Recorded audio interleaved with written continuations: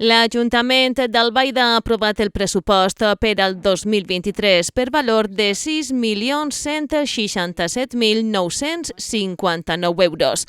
Un any on es preveu reforçar els serveis públics i generar noves inversions, com la posada en marxa del Pla de Parcs i Jardins, així com l'actuació integral de l'entorn de la Font de la Vila. El pressupost per a l'any 2023 puja a 6.167.959, tant en la previsió d'ingressos com en la previsió de despeses.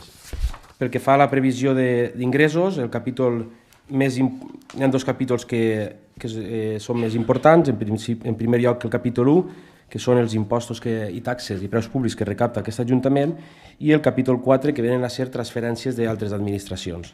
Ve a ser, bàsicament, les subvencions que rep aquest Ajuntament. Pel que fa al capítol d'inversions sufragades amb recursos municipals, es compta amb 376.107,65 euros, que serviran, entre altres, per a la renovació del clavegueram del barri de la Font de la Vila, els pressupostos participatius en la seva tercera edició, la posada en marxa dels plans culturals del PEMAC i PLEUC que desembocaran en la creació de la marca Cultura Albaida i la posada en funcionament del Palau dels Milà i Aragó com a un centre cultural de referència.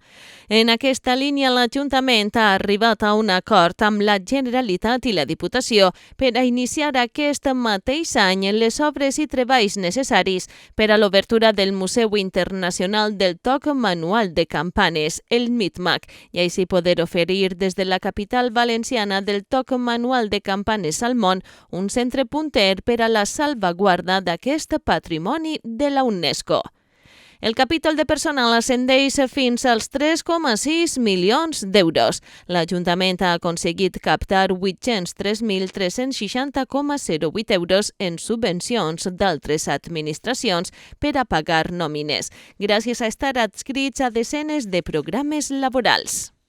La partida destinada a les associacions i col·lectius locals ascendeix a 44.000 euros, sense comptar que moltes d'elles disposen de locals o fan ús d'instal·lacions municipals debades durant tot l'any.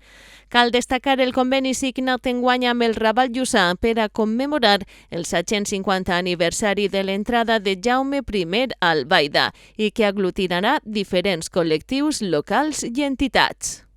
Pel que fa a les subvencions nominatives directes que aquest Ajuntament coincidirà al llarg de l'any 2023, pugen un total de 44.000 euros, i pel que fa al deute, comencem l'any 2023 amb un deute viu de 7.493.954 euros, amb una previsió final de 6.863.000 euros aproximadament, a la qual hi haurà que descomptar també la subvenció que van rebre per tal de disminuir el nostre deute per part de Presidència de la Generalitat. Efectivament, el pagament de deute és un dels majors reptes de ciutat, el que està aconseguint-se amb l'esforç de tots.